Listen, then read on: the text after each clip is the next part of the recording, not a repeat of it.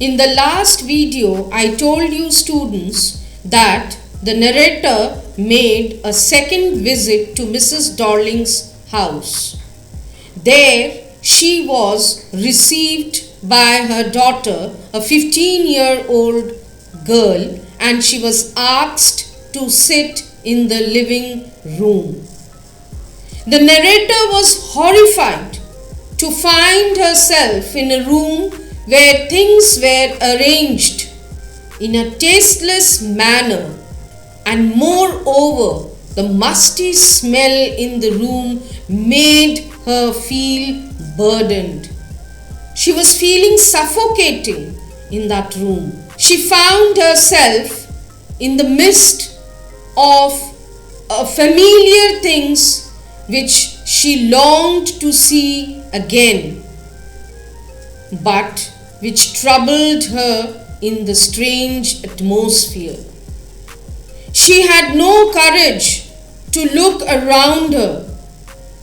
She sat down on a chair which the girl pulled out for her. The woolen tablecloth caught her eye. She rubbed it and her fingers felt warm. As she followed the lines of the pattern, she remembered a burn mark that was never repaired. The girl told her that her mother would be back soon and asked her to have a cup of tea. She thanked her for the offer. The girl put 2 cups of tea before her.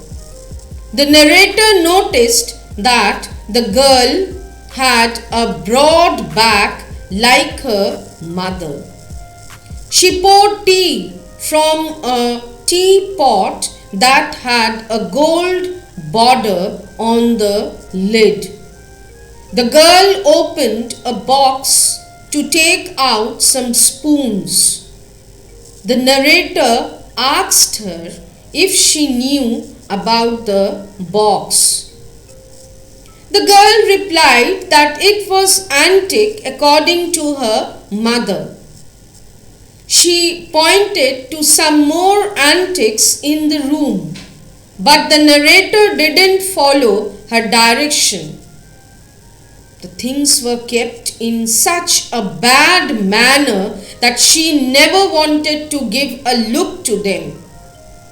Instead, she glanced over the tea table.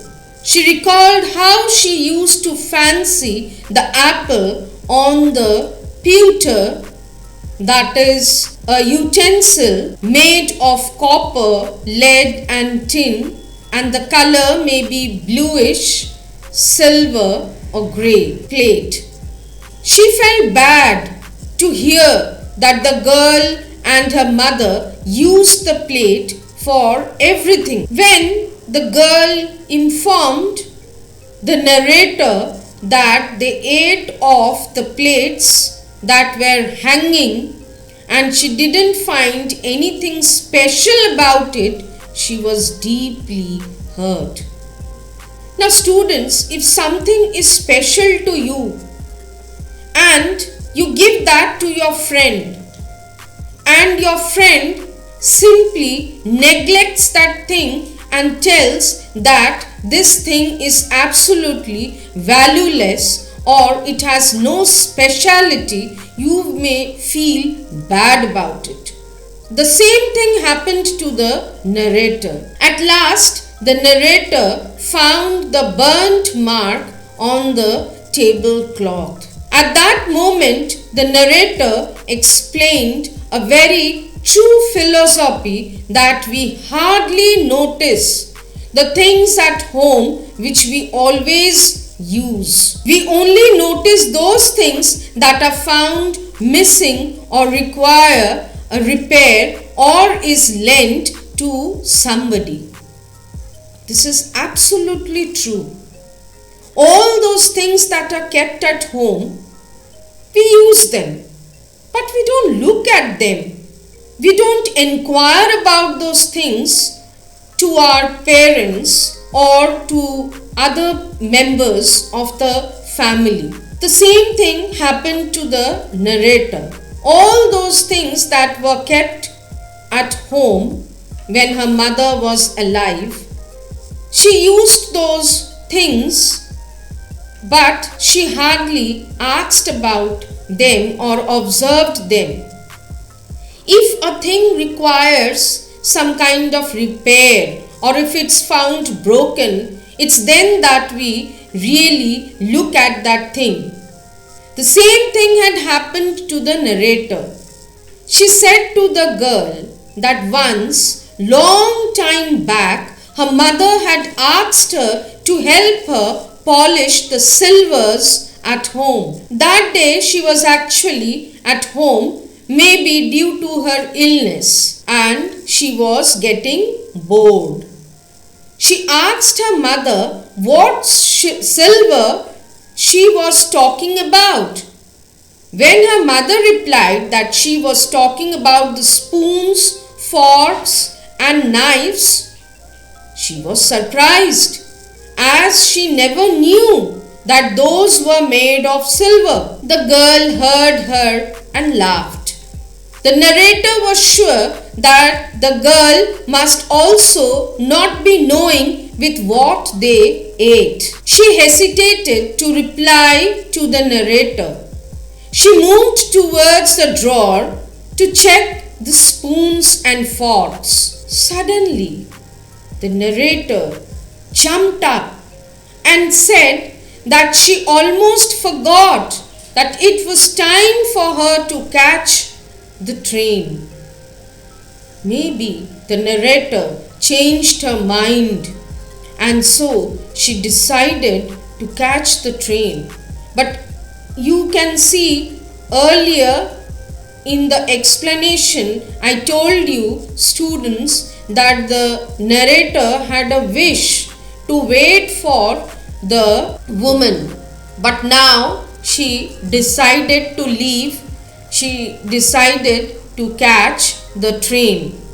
The girl asked her to wait for her mother, but she got up, found her way to the door and walked down the passage. She could hear the ringing of spoons and forks. When she reached the corner of the road, she turned and looked at the nameplate again. The address was correct, but she resolved to forget the address and moved on. Why should she remember the address anymore?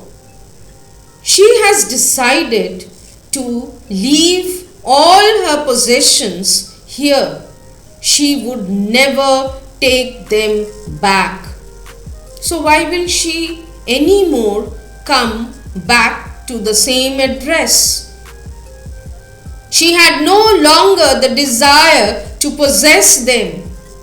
She didn't want to go back, as the things in there reminded her of memories linked with the familiar life of old times. Actually, they lose their value when we are separated from them and see them again in a strange environment.